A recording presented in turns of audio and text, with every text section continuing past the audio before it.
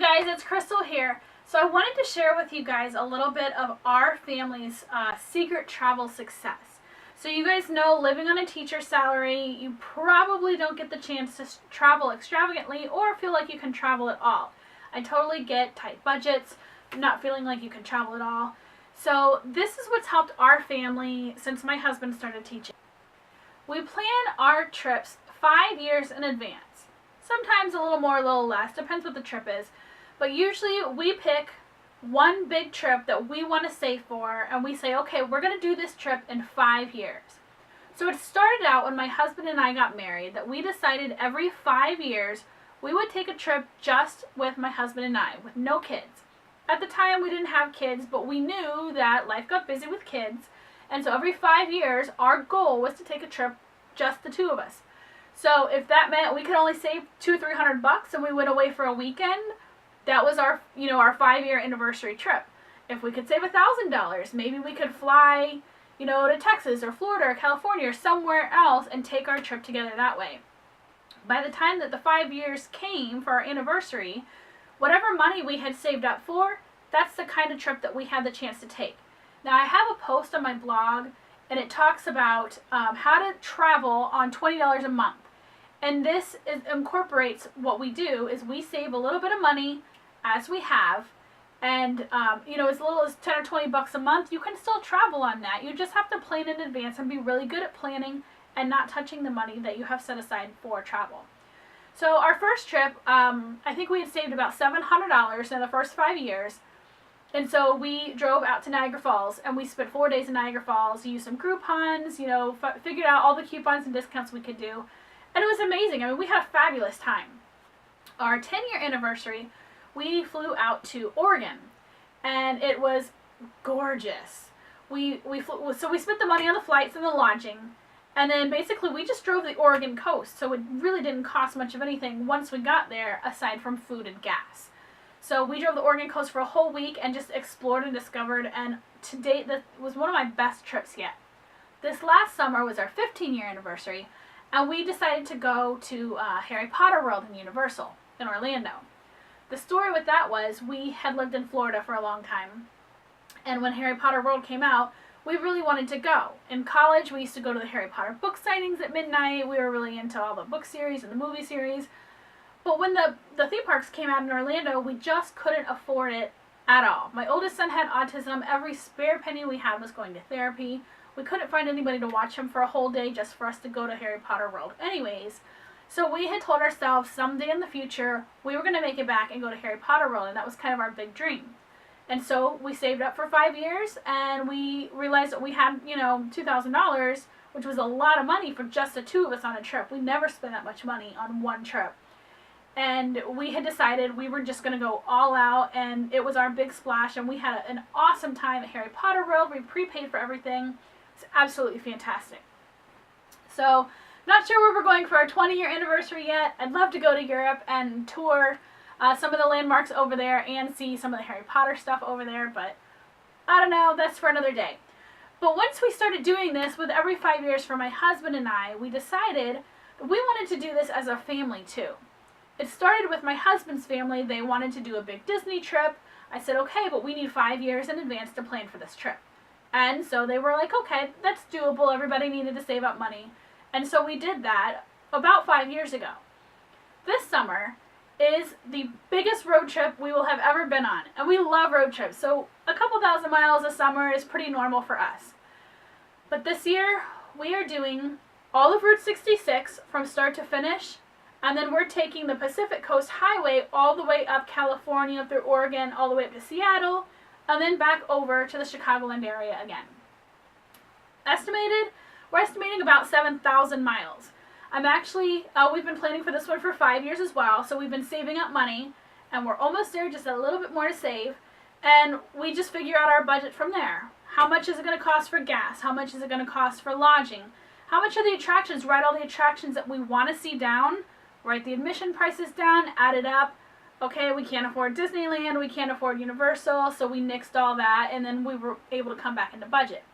So we spent a lot of time working on our itinerary and our budget to make sure we have enough money along the way. And we use an app that helps us track the budget on the way too, so that we don't go over. But it really comes down to a lot of pre-planning. So like I said, we've been saving for 5 years. About 1 year before any big road trip like this, and this is the biggest we've done, so it's going to be pretty epic. We're going to be gone for about 5 weeks. I start setting aside a section in my storage room where I do all my work, and it's all dedicated to that road trip.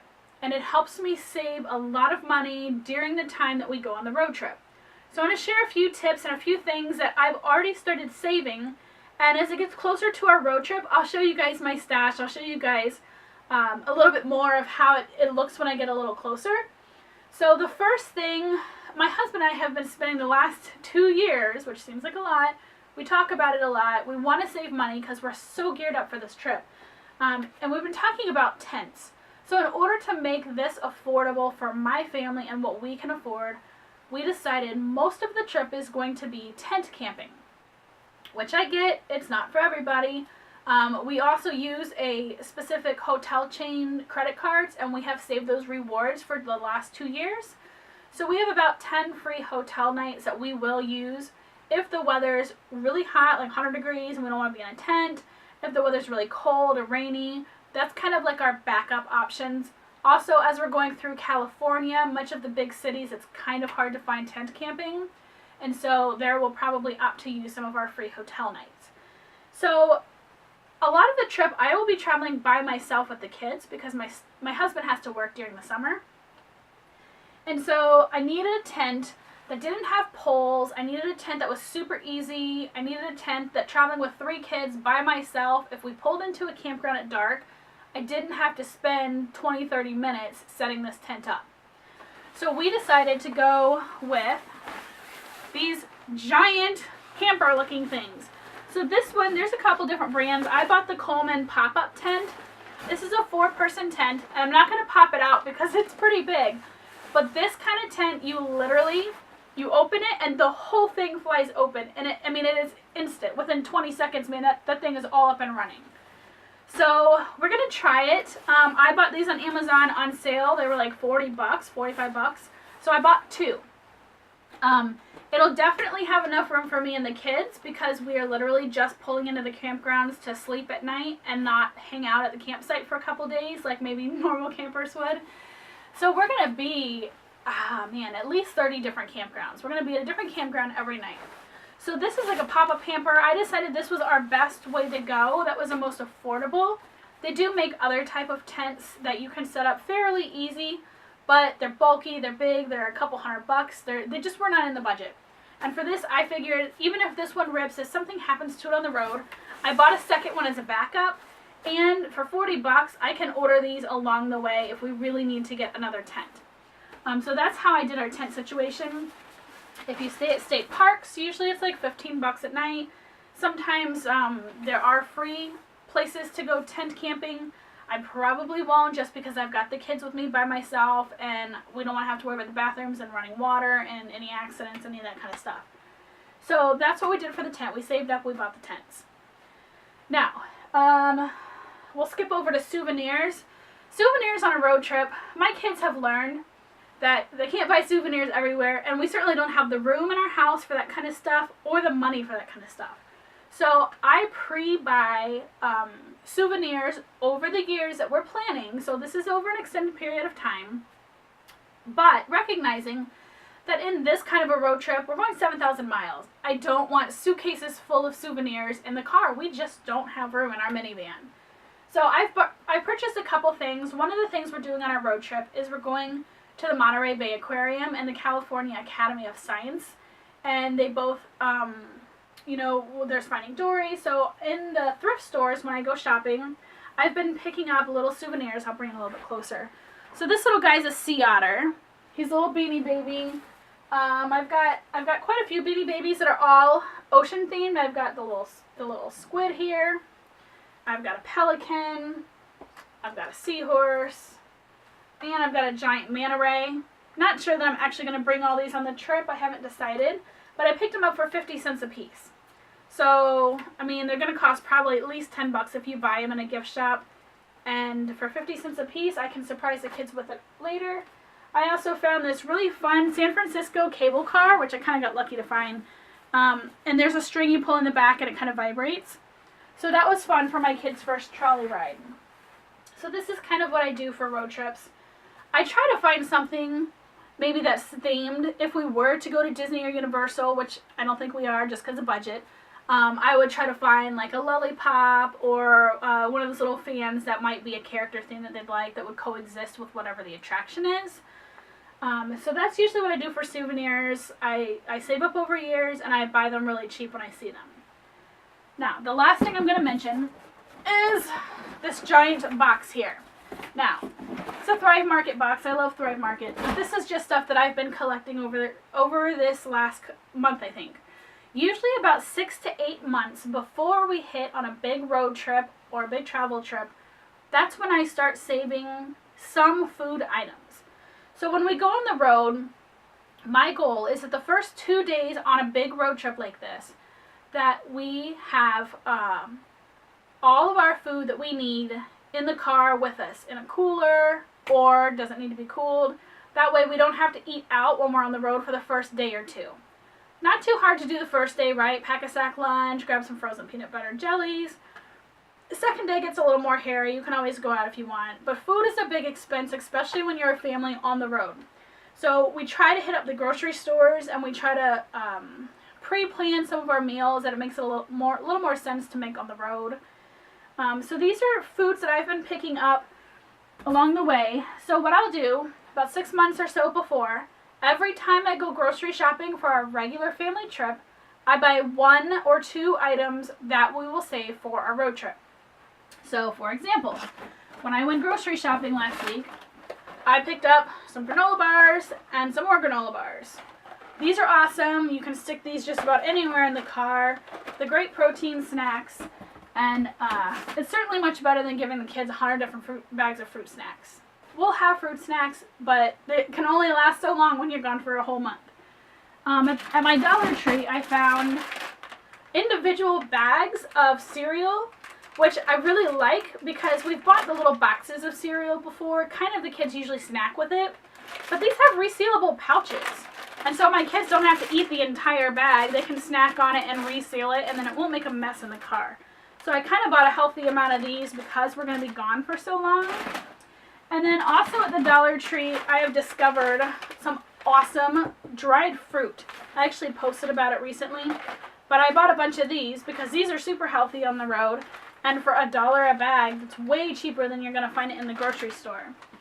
So that's normally what I do. As it gets a little bit closer, I'll buy a box of Gatorade, I'll buy a gallon of water since we're driving through the desert just in case we were to break down, a pouch of juice pouches, whatever it is. And then I hide them underneath the seats of the car, in the back of my van. You know, there's like a little bit of space between the walls and the seats. I hide stuff in there. I've gotten really good about learning how to tuck away and pack away things on the road. So, this is just kind of like the pre-prep. I talked about the budget. I talked about some of the camping supplies. Some of the camping supplies we actually already had because we've been camping, so I'll use like a hot plate for cooking our meals and things. That'll help with the budget so we don't have to eat out as much. We can just cook it on a little stove pot. And I talked about the souvenirs and then the planning for the food. So if you guys are wanting to do a trip this summer, well, next summer I guess, next year, in a year or two, you can do it. You just have to save a little bit often. So if I were $10 a week, $20 a month, however it works for your budget and how you get paid, it does add up. And our family over the years knows that that little travel budget, no matter how tight bills get and how bad bills get, that travel budget doesn't get touched because that's kind of our life source of entertainment there. So all of our extra funds or extra money that we might get goes to that. For Christmas presents, I think 2 years ago, all of my Christmas presents that I had asked for from family members was camping supplies. Camping pot, my hot pot came from Christmas.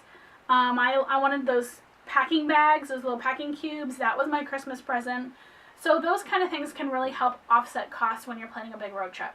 So remember, $20 a month or more if you can handle it.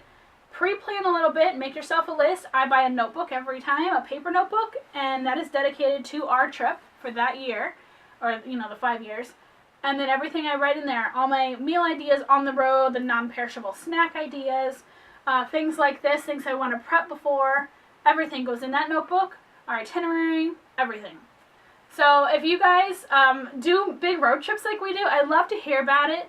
We've gone all over the country, and honestly, our budget per week, including attractions, food, lodging, gas, everything, and this has been in hotels most part, our budget is $1,000 a week for our family of 5. Typically, I know that if you go to Disney or some big theme park, that's definitely going to alter that budget. But for the most part, that's what we can do. And our budget for this road trip, right now the itinerary is set at 41 days. And we're doing 7,000 miles. And right now I've got $4,500. So that's going to be pretty tight, considering that we're going to spend a decent chunk of that time in California, which is pretty expensive.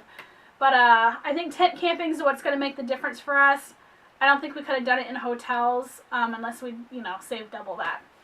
So that's how we do it. And tell me about your trips you have planned, or trips you want to take and you don't feel like you can save money for. Maybe we can help you figure out some ideas to pre-plan for that. Okay? Thanks, guys, for checking in.